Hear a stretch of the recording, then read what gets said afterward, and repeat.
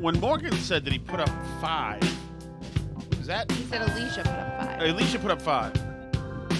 That's amazing. That's amazing. We need a count from everybody. Nobody needs a count. I just log it privately. Yeah. I'm allowed. What a weird place to be in. It's like, by the way, it's like, did I sign off on this? I assume I'm involved in most of these, I assume. Yeah. What about my HIPAA privacy? I mean, I didn't ask you before By the I way, put my due date into the online due date calculator that tells me how big the baby is. You don't ever talk to me about a due date or a baby size ever again. That's not something that I ever want to talk about. That's what I mean. I assume you're not interested in my Has stuff. it given me a rating? No. It's yeah, about this is my totally health. shady. Don't stop. This is totally shady. But this is not about you today. Sorry, Alice. For 5 seconds, this is not about you. Just like TikTok, this is no longer about you. TikTok doesn't care about you. Good. Good. I can move on with my life. Exactly. Yeah. It doesn't. There's TikTok. It really is incels. No, it isn't. Yeah, it is. No, they're just not interested. It's amazing. On Twitter, they're absolutely interested. Okay, so we want to give a thanks to somebody. So some might call this disgraceful. And others may say that, no, it's a wonderful thing. But we wanted to thank, this is a Rodecaster Pro 2 in front of us. The industry standard for excellent mixing and for podcasts and et cetera, and live streams, et cetera. We have not gotten one because we've been budgeting to get one, and then the world happens, and then we're budgeting again. But it's been on our wish list, and we were just talking about how to get one maybe next year at some point. When the same day we talked about how maybe we can get one for 2025, a listener, Dennis from Hingham, offered to buy us a Rodecaster, and which is amazing because it's the industry standard. I'll just get to the point here. So anyway, we actually tussled over it. First of all, it was a very nice thing, but it's a lot of money, and he already is a Patreon listener, and Dennis money is already coming to us, and. So I asked 3 of my friends who are in radio. I asked Dave Cullinane, Michael Graham, and VB. All of them. I said, should I accept this from the Dennis, our listener, who seems to be a good listener? And I asked them, and I got feedback, and I kept asking them until they told me yes. Because 2 out of 3 first were, I wouldn't accept this. And I was like, okay, we'll give this another try. I'm going to ask it a different way now. And so eventually I browbeat asked them all, and they all said, yeah, go ahead. So, Dennis, thank you. Look at all the pretty lights. I just plugged this in. I don't know how to use it yet. I will, obviously. This is ridiculous. Dennis and Hingham, thank you so much. This is now it also, it could be said, Alice, that almost every aspect of the Burn Barrel, if for the last now 2 years, is a listener contribution, because the horsepower this MacBook Air, from Tommy in New Hampshire. Yeah, it's from Tommy in New Hampshire, and now the Rodecaster. It's an embarrassment of riches. I feel like a little bit of a disgrace. You are. But I am a little bit of a disgrace. I don't want to get into it, but one might also say that the temper tantrums every other show where you yell at and I see, scream at the equipment. Dennis is putting out a fire. Yeah, it's because people feel uncomfortable when you're yelling during the show at the bad equipment, so they feel compelled, wow, we should really buy him something so he's not so upset all the time. He's gonna take it out on the kids. Yeah, actually, maybe I should do a Twitter live stream, just tour the house and just see if the furniture rolls in. A painter is going to show up next. Oh, imagine that. House cleaner. Oh, the house cleaner thing would be awesome. I saw a lady handing out business cards for a house cleaning. Anyway, But thank you, Dennis. This is obviously highly unnecessary to ever get us anything, anybody listening. You do know, though, of course, that I am disgraceful enough to accept it. So I appreciate it. It's embarrassing, but it's true. It is embarrassing. Alice is used to this being her life, where my groveling signaling leads to it. At least I didn't steal it. Right? True. That's true. Because that was honestly come by. Yeah, that was my other idea, is to just try to steal one. And then see. It's like I don't know how far we are from the George Floyd thing. Are we arresting shoplifters now or no? Speaking of people who are disgraceful and groveling, this morning I sent you a video. Oh yeah. This is everything.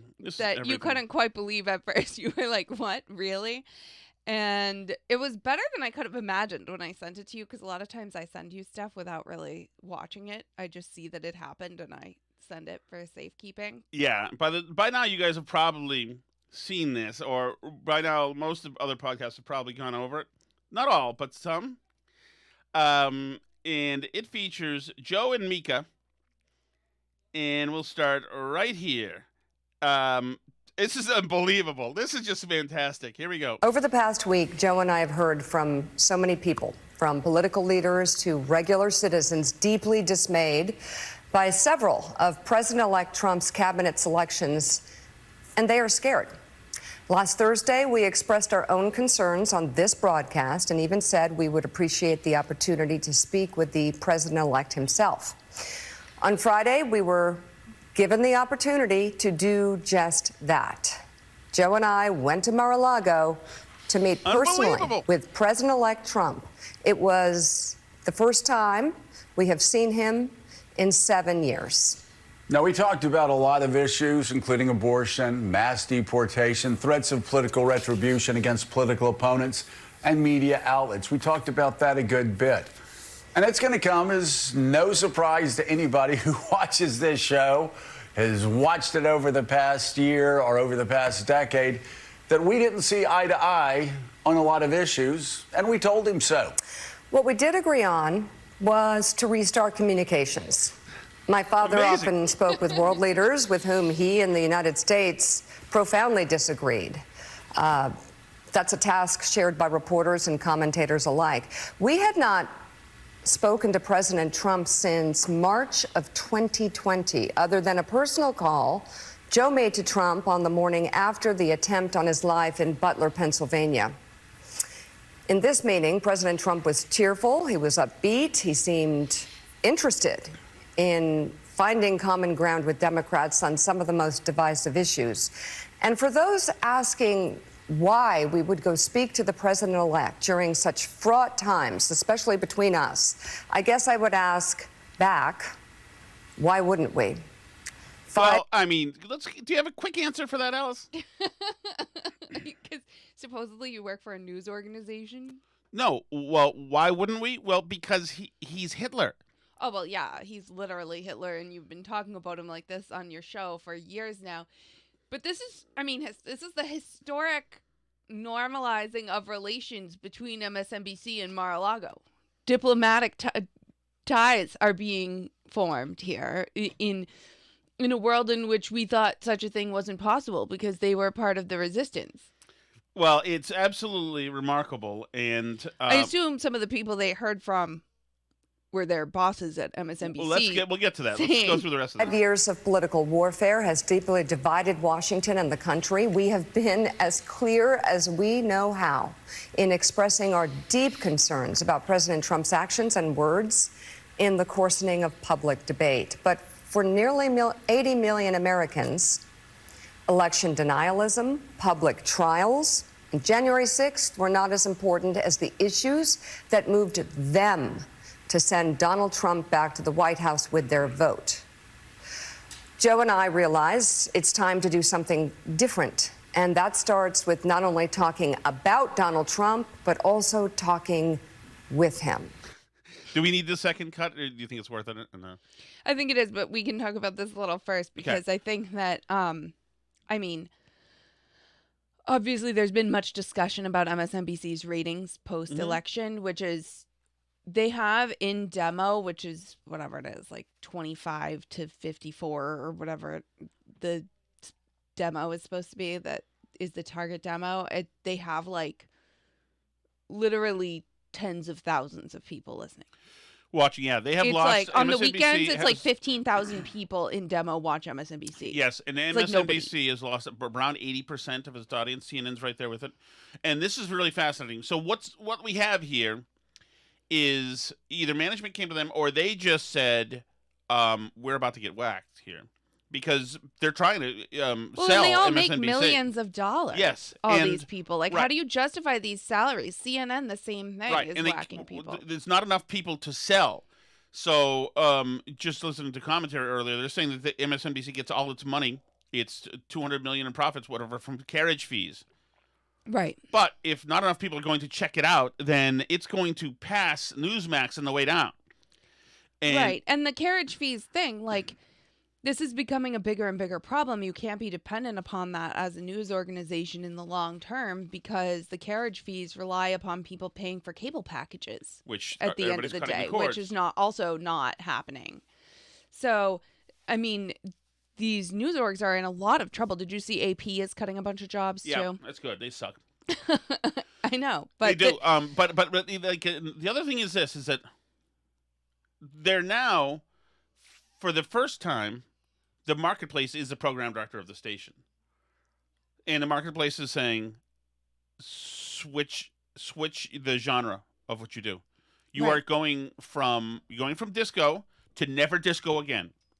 And that is precisely what this is. This is the refutation of disco, or repudiation of disco.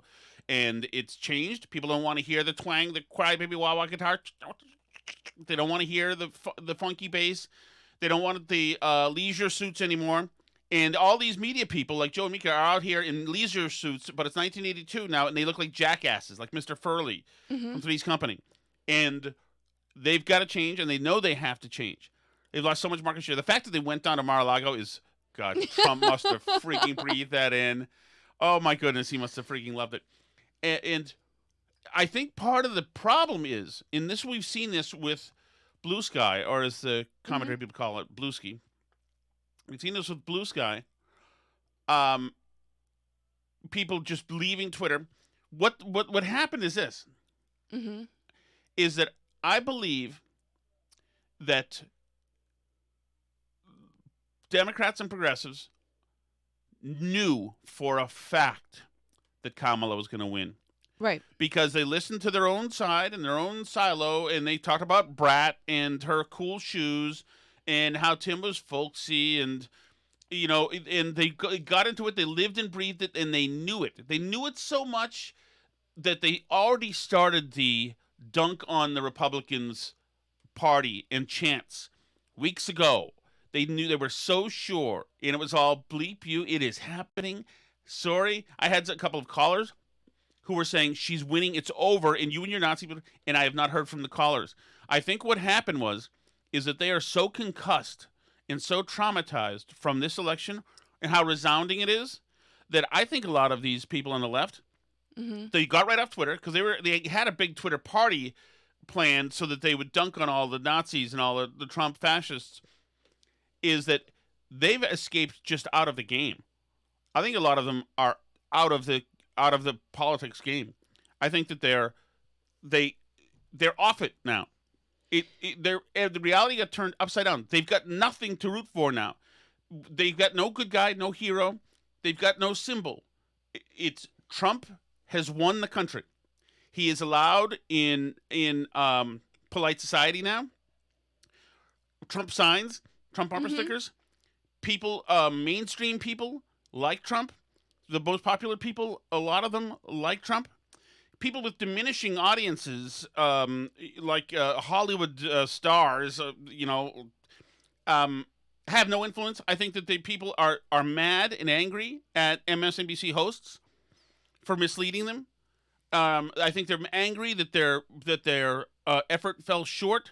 They all knew that Trump is obviously a Nazi, 34 convictions, and they heard it, and they said all these things, and they just knew it.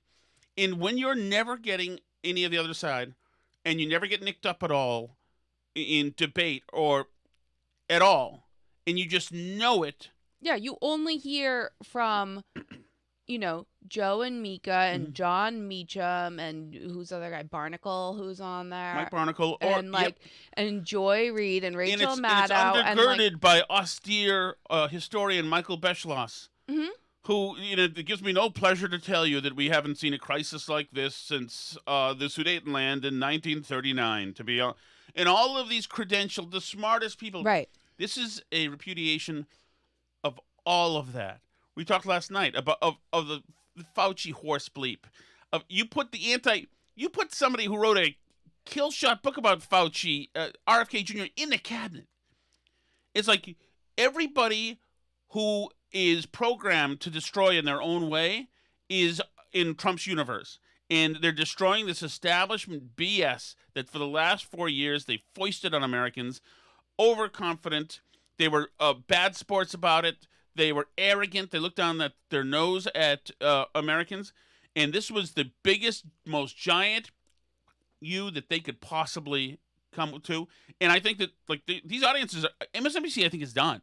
What is their... Well, yeah, because now, and I think it's smart of them to do this Hail Mary thing where they try and normalize with Trump, right? But, their fan base is not handling this well. The remaining 20,000 people in America, apparently, who watch MSNBC are freaking out because they've been on Facebook telling their loved ones that they literally voted for Hitler, and we hope you're happy because they're going to send us all away in camps, right, and your housekeeper is going to be deported, and all this insane stuff constantly. They think Trump is literally working with Putin and all these crazy things, and he's going to be arrested and da. And for Joe and Mika, who are one of the faces of this movement, oh, absolutely, they see it as absolute betrayal. And you can see it, JoJo from Jers, who's one of these Blue Anon influencer accounts. She's all upset. F Joe and Mika, F Morning Joe, F MSNBC if they keep them on the effing air, said JoJo from Jers. Bowing in advance, cowards, said Sirius XM host Michelangelo. And she is right, because they are just selling in to Hitler. Mm-hmm. They're now, they're doing, if the Bond traps actually stayed in Austria and he became an admiral again for the U-boats, they're doing that, according to a lot of their own side, and it's their own fault because the JoJo from Jersey has believed everything they've been telling her for all this time. He's, it's funny because, we had a serious talk with him about abortion. Hey, Scarborough, dude, you were a freaking Republican from Florida for a long time, and you're going to have a sit down with him about abortion. Listen, bullshit. Adam Kinzinger tweeted, Morning Joe going to Mar-a-Lago, or sorry, this is not a tweet, it's from Blue Sky. Morning Joe going to Mar-a-Lago was not a good start to the week. Brooklyn Dad says, Joe Scarborough and Mika from Morning Joe, their ratings plummeting, made a pilgrimage to Mar-a-Lago because they decided if you can't beat him, grovel for access and help normalize him again. Stop watching Morning Joe. And here's a problem for Morning Joe. Mm-hmm. Is that now they're in the position of trying to please everybody. And that is a loser. Because now they're saying to Trump people, hey, you know what? We're willing to communicate with you too. Well, go fuck yourself, Joe and Mika. We got plenty of friends over here in the Trumper. We don't need you. Although I think Trump genuinely likes Joe and Mika. I think so too. Absolutely. And I think they like him too. And, I think they think, I guarantee you that she was legless at Mar-a-Lago, enjoying the hell out of it. But remember how they acted just this year, earlier this year, when had you dared. Remember Ronna McDaniel was hired by NBC before she wasn't? Mm-hmm. Before she was unhired? Because all the hosts put up a bitch fit. This was Joe and Mika when they hired Ronna McDaniel. To provide balance in their election coverage.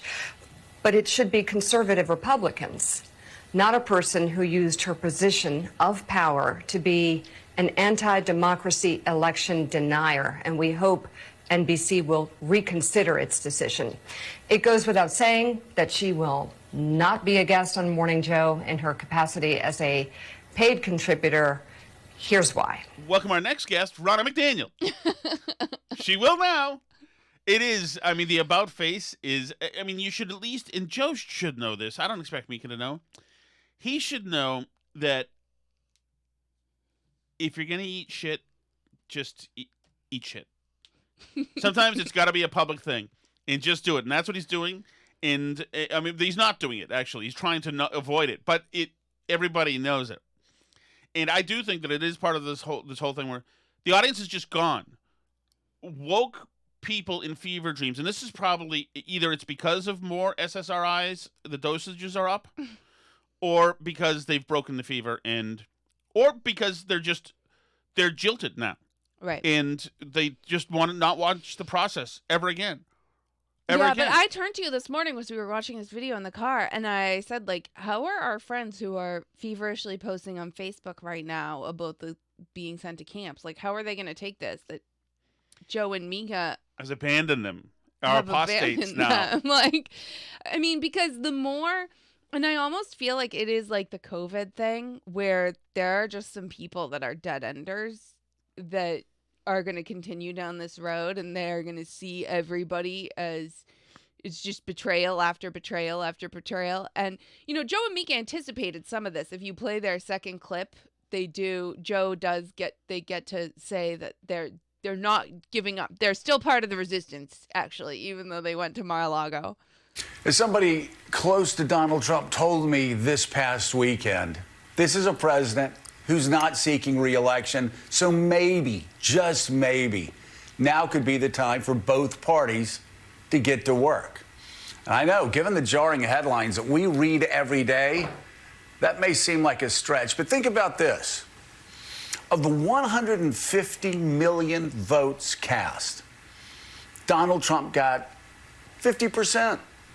Kamala Harris got about 49%.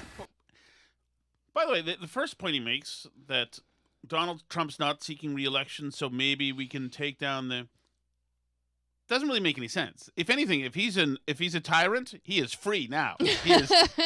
Well, nobody's saying, like, maybe he won't feel the need. Like, maybe he'll work across the aisle because he doesn't care if he pisses off Republican voters now.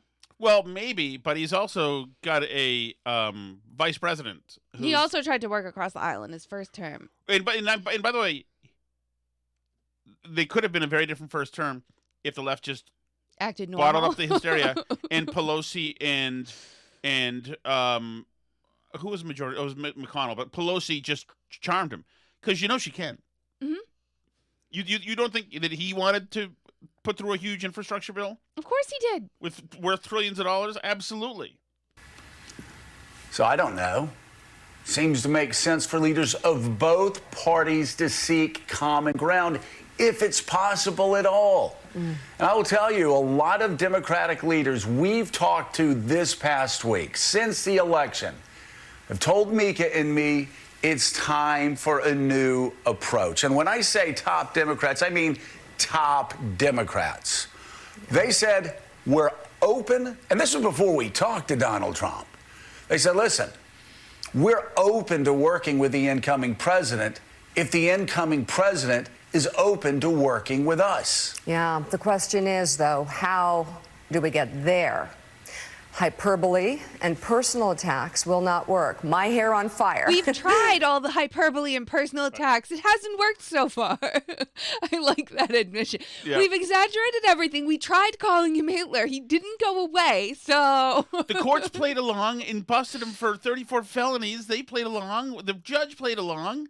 I mean, everybody played along here. We all did our part to try to convince you. We've called him a traitor and a rapist and every name in the book. Him several times. Somebody shot him. We've done everything we could as a media, as wackos, as elected politicians, as district attorneys. We did our part, and you still didn't listen, so fine, we give up. So amazing. Doesn't work. We've all seen that. It's all part of it. It's also part of the, okay, now we're playing nice. Now, I'm out. Yep, now we're doing unity. No more name calling. We're doing unity. We're not doing retribution. Okay, sir, Mr. President. Don't send us to the camps. Don't be no. But I really think it's like okay. So like Peter Strzok is saying, okay, now okay, the temperature's been taken down. We tried to send you to jail. Yeah, we can all go to our corners now. Okay, back to regular politics. Exactly. No reckoning. We must not have a reckoning for anything whatsoever. That What also does not work is threatening political opponents with arrest, harassment, and even jail. We tried. We tried to send you to jail, and it didn't work out. So now you'll be next to us, right? Like you said, but we were just talking. They prosecuted him right into the White House. Yeah, that's what we said that when the mugshot came out. Right, like, good luck, guys. Right, and then have another one, and then they have a RICO statute with this psycho in Georgia. I mean, I think we said it even when they raided Mar-a-Lago in 2023. I hope that Judge Mika tomorrow sentences him to time. Keep doing it. That is a failed path. Recent history has proven that impeachments and trials turn those on trial into political martyrs and only make them more popular with the American people. Just ask Bill Clinton and Donald Trump. We know this will be a consequential presidency. The question is whether it will be constructive. It will take a new approach from all sides, from both parties. Not really. The other side can do a new approach if they'd like to. It's the Trump approach. He runs everything now. So it's nice of you to be conciliatory and say, now it's time to work together. I mean, you can join in with Trump. It is funny because I did see like a meme where somebody had a picture up and it was Elon, Tulsi, Trump, and RFK Jr. and it said the Democrats won. Because they're all like lefties not that long ago. Right. All four of them. And it was interesting because it is like not where you thought the Republican Party would be at all. But it is where we've lived through now a real political realignment that like shook everybody up and put them on different sides. Oh, totally. Totally. Like, did you ever think you'd be with RFK Jr. more than you are with Bill Kristol? No. 20 years ago, you would have thought that was crazy. Right. And well, in all the union thugs that are like all Trump guys, and just this, I mean, as we're talking about cord cutting, etc., the inroads that the Republicans have made with the podcasting world, you saw him at the UFC fight give Joe Rogan a lot of hugs for a guy who's a germaphobe. It was pretty damn close, and I don't expect a year from now to have this team of people be hanging as tightly as they are right now. Oh yeah, I mean, there's already signs that there's like cracks. There's a bunch of reporting about fights at Mar-a-Lago this week between like Elon Musk and Boris Epstein. And what is Boris Epstein doing? He's been part of Trump world. I this know. Whole time, I've seen him 30 times. They're fighting over the cabinet picks, I guess. There's all kinds of like drama in the background. I also the don't Treasury Department one is a big one that people are going to look at to see. Didn't he pick his guy? Trump pick his guy? Who did he pick? I thought he picked. I don't know who he picked. What about the guy of from the who's people were in the Twin Towers? I feel like everything. I feel like maybe it's I'm wrong. all been. There's a few top picks. Let me look and see if it's been announced since I last was looking. But like Elon Musk has been publicly advocating for a particular guy. There's like 4 different ones that people are talking about. He wants Lutnick. Right. That's what it is. He's from that. Did he decide on that? I thought Lutnick was in. Everything I've seen, maybe I missed it in the last couple hours. But Besant is Trump rethinking Treasury pick after finalist annoys him. But there's like a whole bunch of but I've also heard Lutnick is connected to Jeffrey Epstein, and like there's all kinds of drama. He could be the incoming Secretary of Treasury by now, Trump advisors say, but he won't shut the F up. There's like a fight. Besant is like the Wall Street pick guy. That's sort of the more traditional guy. But I mean, I don't know. So there's definitely, remember I said a couple days, weeks, whatever ago, like, do you think Elon Musk and Trump are going to have a falling out? Because obviously Elon Musk's going to want things to go his own way. It's so interesting. Americans are going to learn, and especially committed lefties, but us too, because we're going to have to debate this stuff. We're going to learn more about these cabinet positions than we ever knew, had any idea what they mean, what they do, the day-to-day. It's like, it's going to be interesting. Yeah, one of the benefits of Trump is he's forced everybody to learn a whole lot more about everything. He picked, I think, the Federal Reserve chair, and he picked the FCC guy. The incoming FCC chair says we must dismantle the censorship cartel and restore free speech rights for everyday Americans. There we go. So we like that. That's What's positive. his name? Do you know? Is it there? Brendan Carr. Okay.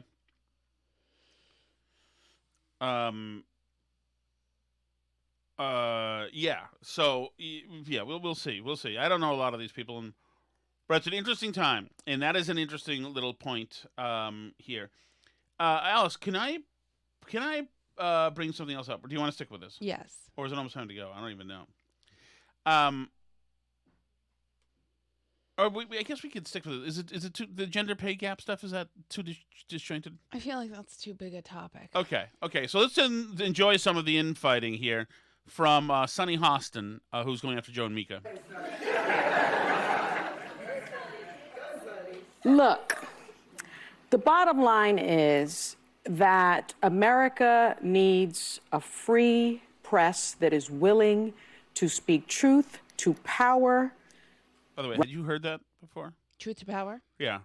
No. Did you realize that the free press needs to speak truth to power? Mm. How much truth to power speaking has the free press been here when it comes to on vacation, criticizing the last few years. Francis, whatever his name is, and Anthony Fauci, or all the expert class at all? Are we allowed to have Thanksgiving again?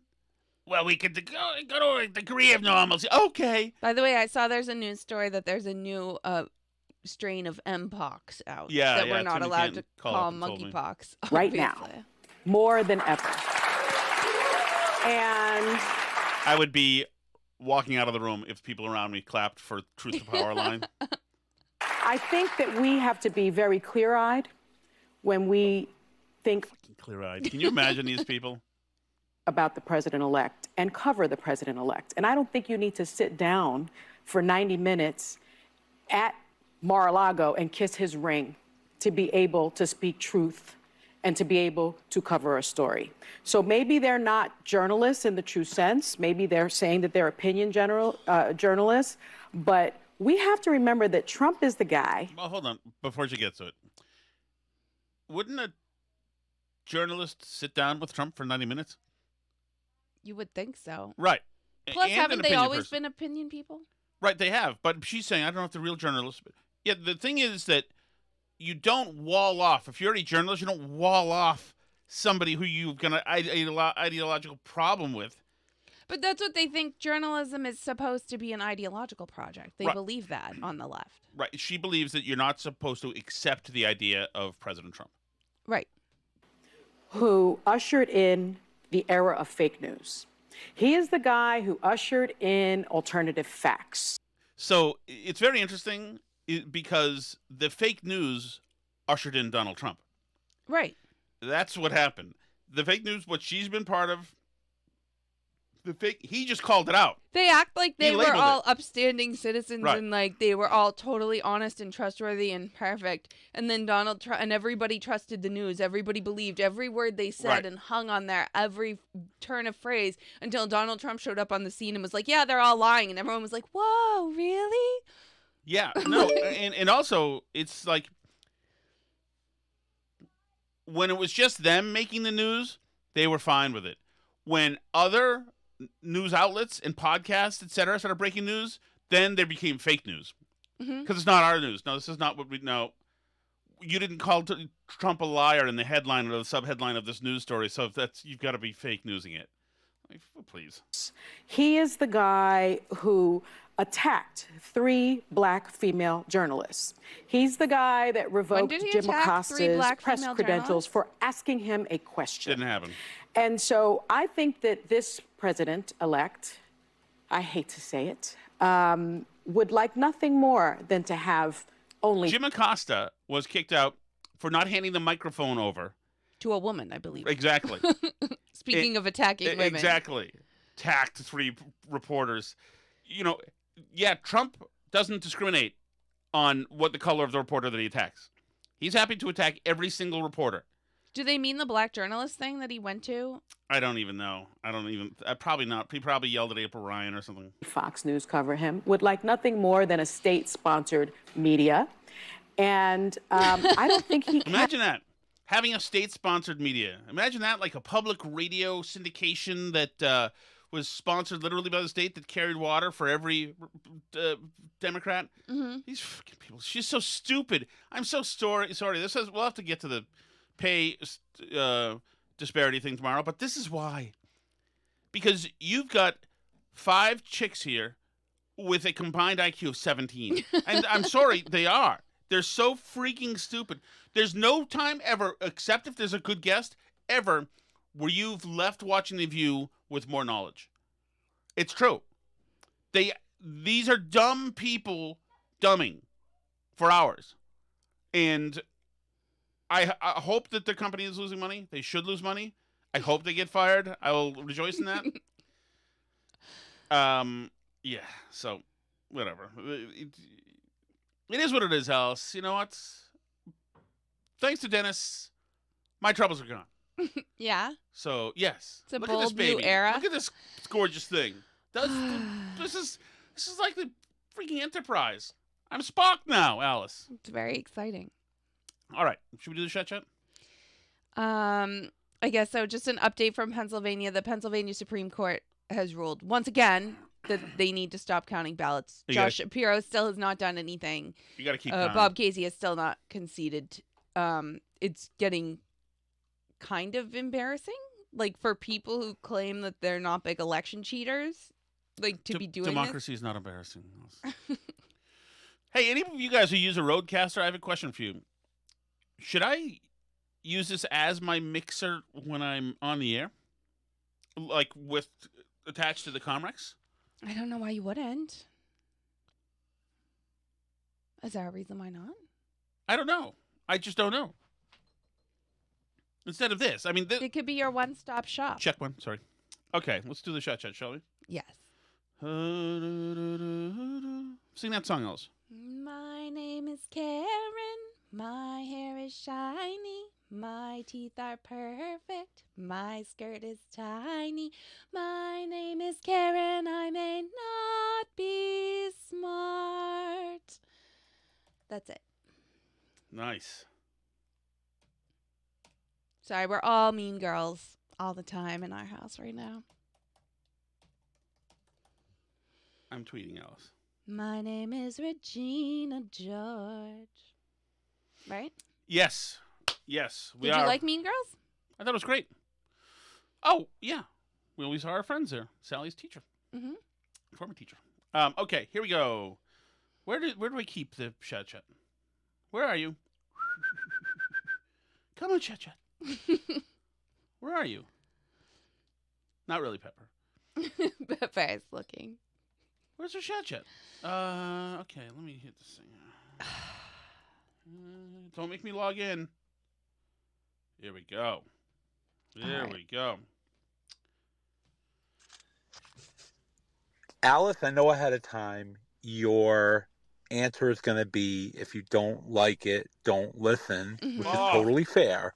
No. But usually in the evenings before bed, I'll download something on YouTube, like an interview with someone or an old show, just something to, get me off to sleep. Mm-hmm. That all-you-can-eat pod with the oils, I think, is going to take place of that.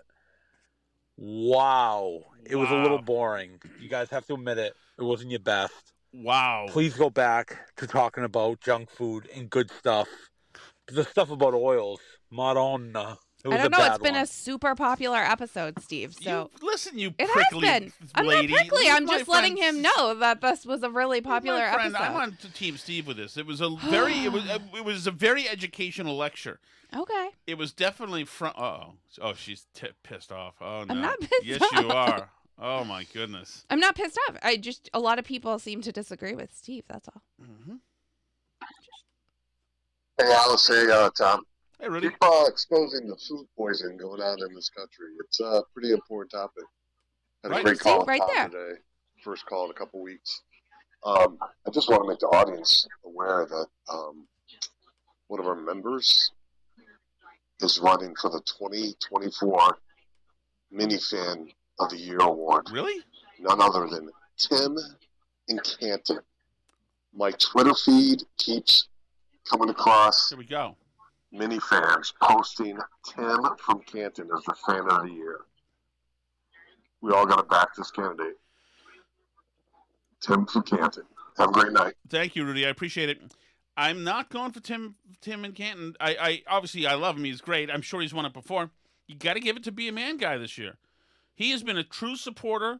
He spreads the good cheer. He helps hands-on with the basketball. Mostly he was nice to Tom. Definitely. He attracted hot chicks to within 6 feet of me because I was standing next to him. He introduced me to them even though they did not want to meet me. Mm-hmm. That's huge. But he should be Minute Fan of the Year this year. Absolutely. Be a Man guy is where it's at. He also sometimes works out at your gym, Alice. Wow. If I run into him, I'll let you know. Are you cool now? Just because what Steve from Gloucester said, you're letting it marinate in your head? What? No. What is going on with you? Nothing. Huh. I'm right here. See, Rudy liked talking about the seed oils. Mm-hmm.